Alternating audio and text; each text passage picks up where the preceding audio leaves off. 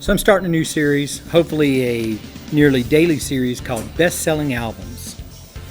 And what we're doing here is we're going to give a kind of top 10 or top 20 list of the best-selling albums from each decade.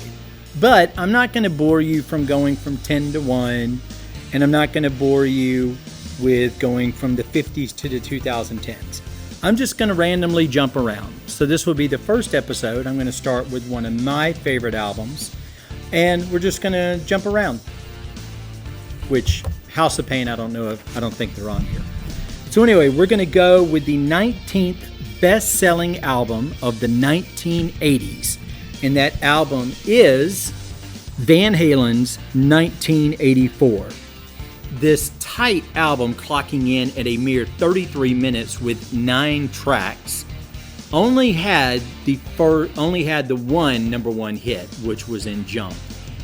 Strangely enough, it won no Grammy Awards, but this is before the Grammy Awards had a hard rock heavy metal category. It was released by Warner Brothers, recorded in California in USA, and the producer was a producer they had used before, Ted Templeman. Album sales were 10,500,000 from an album that was released in January 1984. It had numerous hits off of it, including Jump, Panama, and Hot for Teacher. There were deep cuts that were live favorites, and one of my favorite tracks off there is the song I'll Wait.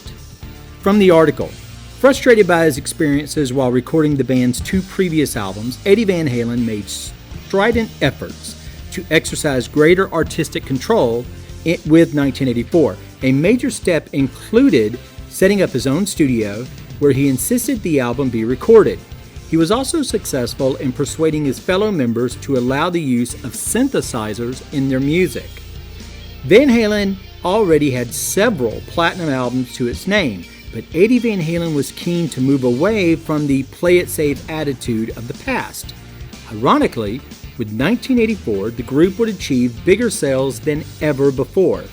This was in part due to Eddie Van Halen's performance on Michael Jackson's Beat It, which had been a massive hit the previous year.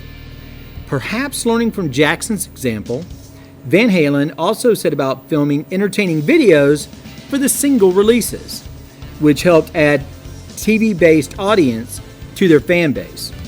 Released only 9 days into the year for which it was named, the album achieved the number 2 position in the US and number 15 in the UK. Eddie Van Halen's enthusiasm for synthesizers was vindicated when Jump became a massive hit, reaching number 1 in the US and number 4 in the UK. Panama and I'll Wait provided 2 more US top 20 hits.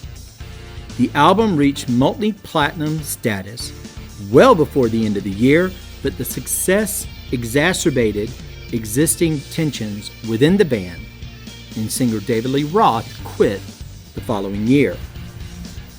Subnote: spandex over substance. There is little doubt that rock music in the US had lost its way by the early 1980s. Big-haired, spandex-wearing rock bands were all the rage. Van Halen were one of the few purveyors of the genre to largely maintain their credibility while still carving out chunks of chart action for themselves with hits such as Jump and Panama. Frontman David Lee Roth left the group in 1985.